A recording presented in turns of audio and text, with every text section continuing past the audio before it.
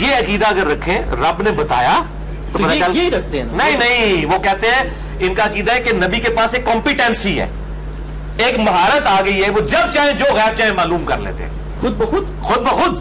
یہی عقیدہ ان سے پوچھ لیں. وہ کہتے ہیں کہ کمپیٹنسی حاصل ہو گئی. استغفر اللہ استغفر اللہ استغفر اللہ. دوستو اس صدی کا سب سے بڑا جھوٹا شخص یہ ہے جو قرآن پاک پر جھوٹ بولتا ہے, احادیث پر جھوٹ بولتا ہے, اماموں پر جھوٹ بولتا ہے, اور اب یہ اہل سنت پر جھوٹ بولنے لگا ہے کہ اہل سنت کا عقیدہ یہ ہے کہ آپ صلی اللہ تعالیٰ علیہ وآلہ وسلم کے اندر ایک ایسی مہارت ہے, آپ خدا کے بتائے بغیر علم غیب جانتے ہیں. دوستو آپ کسی عالم سے پوچھ لیں, کسی سنی عالم سے پوچھ لیں کہ علم غیب کے بارے میں آپ کا کیا عقیدہ ہے, تو آپ کو قرآن پاک کی آیتیں پڑھ کے سنائیں گے کہ اللہ تبارک و تعالیٰ نے اپنے محبوب کے علم غیب عطا فرمایا ہے. سورہ نساء آیت نمبر 113 آپ کو پڑھ کے سنائیں گے کہ وَعَلَّمَكَ مَا لَمْ تَكُنْ تَعْلَمْ وَكَانَ فَضْلُ اللَّهِ عَلَيْكَ عَظِيمًا, کہ اللہ تبارک و تعالیٰ نے آپ کو علم عطا فرمایا جو آپ نہیں بھی جانتے تھے. یہ اللہ تبارک و تعالیٰ کا آپ پر بہت بڑا فضل ہے.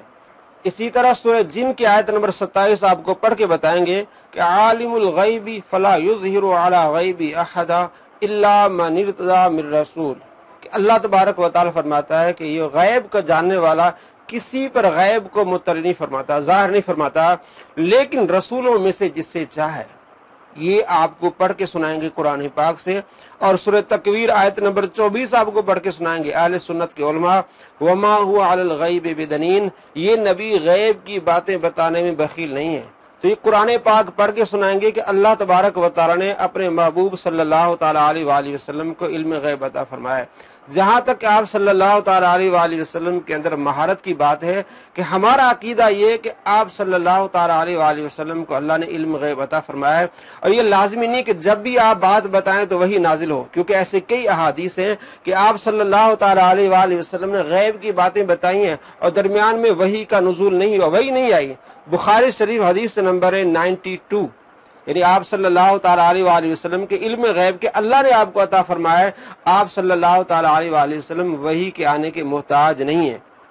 سلونی عما شئتم, جو چاہو تم مجھ سے پوچھو. قال رجل, ایک آدمی نے کہا, من ابی, میرا باپ کون ہے.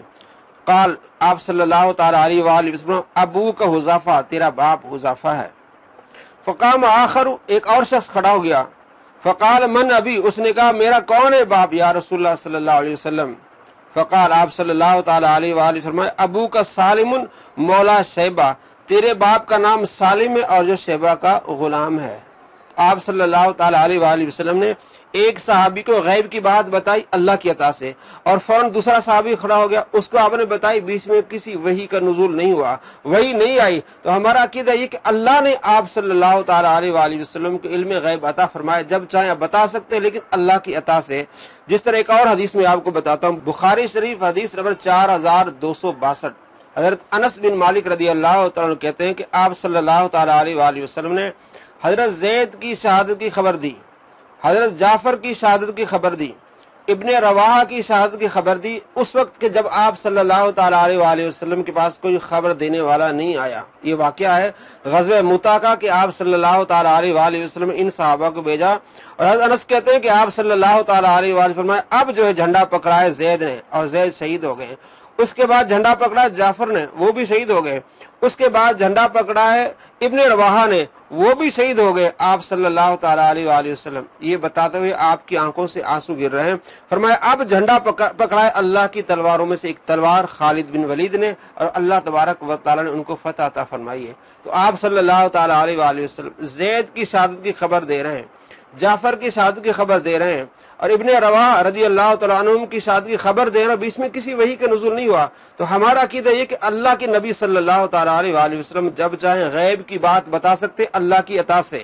لازمی نہیں کہ ہر مرتبہ ہی جبریل آئے اور آپ صلی اللہ تعالیٰ علیہ وآلہ وسلم کو آ کے بتائے کہ یہ غیب کی بات ہو رہی. نہیں, اللہ نے اپنے محبوب کو سکھایا, اللہ کا محبوب صلی اللہ تعالیٰ علیہ وآلہ وسلم جب چاہیں غیب کی بات بتا سکتے اللہ کی عطا سے. ایک اور حدیث پاک بھی اس بارے میں کہ آپ صلی اللہ تعالیٰ علیہ وآلہ وسلم کو اللہ نے علم غیب عطا فرمایا. اور یہی محمد علی مرزا ہے, جب یہ حدیث بیان کرتا ہے تو سب سے پہلے شیطان کا ذکر کرتا ہے, اور اپنے استاد کا نام لیتا ہے, اس کے بارے میں کچھ کہتا ہے تو سب سے پہلے اس حدیث کا ذکر کرتا ہے اور شیطان کا نام لیتا ہے.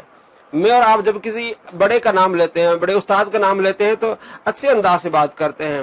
سب سے پہلے ہم شیطان کا ذکر نہیں کرتے ہیں, لیکن یہ غامدی کہتا میرا استاد ہے, جب غامدی کی بات بتانے کے لیے آتا ہے سب سے پہلے شیطان کا ذکر کرتا ہے. دیکھیں جی, شیطان نے بھی وظیفہ سکھایا تھا, اس لیے کسی انسان سے بھی اچھی بات مل جائے تو آپ لے لیں, سب سے پہلے شیطان کا ذکر کرتا ہے اور بار بار اس حدیث کو سناتا ہے, لیکن عقیدہ اس حدیث کے بارے میں نہیں ہے. حدیث کیا ہے؟ بخاری شریف میں حدیث ہے 2311 2311.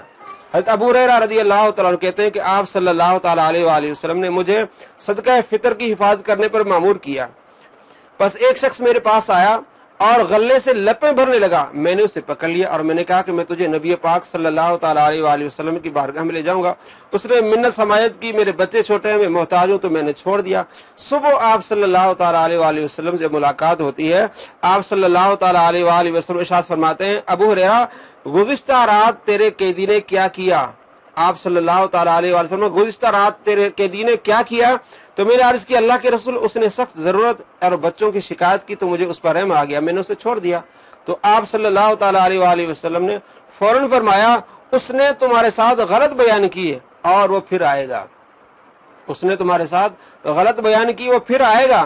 میں نے جان لیا, ابو ہریرہ کہتے ہیں میں نے جان لیا کہ آپ صلی اللہ تعالیٰ علیہ وآلہ وسلم کے فرمان کے مطابق وہ پھر آئے گا, لہٰذا میں اس کی طاق میں بیٹھ گیا, وہ آیا. دیکھیے صحابی رسول صلی اللہ تعالیٰ علیہ وآلہ وسلم کا عقیدہ.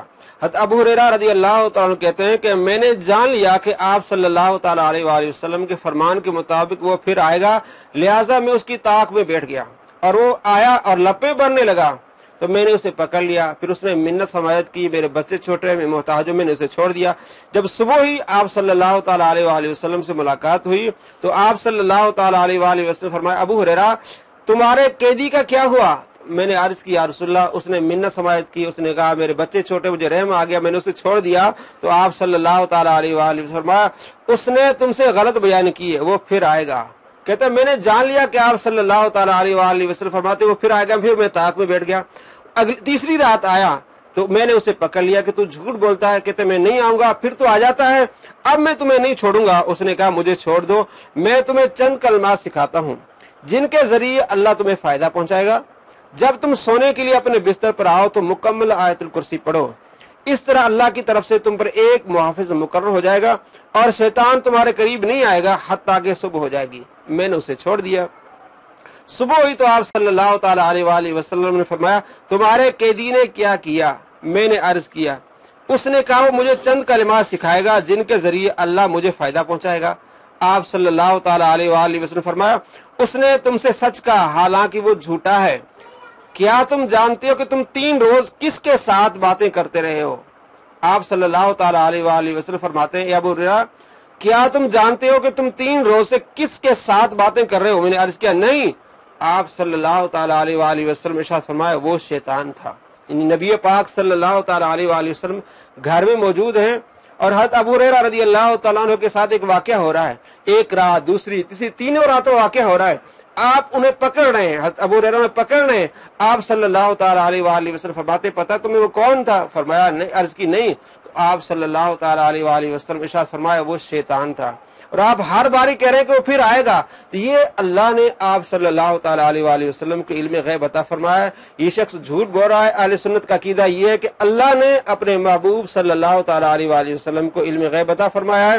اللہ تبارک و تعالیٰ اس جھوٹے مکار کا منہ کالا کرے اور اس مزید اس جھوٹے مکار کی اس دوغلی پالیسی کو آپ دیکھنا چاہتے ہیں, سمجھنا چاہتے ہیں تو اس چینل کو سبسکرائب کیجئے.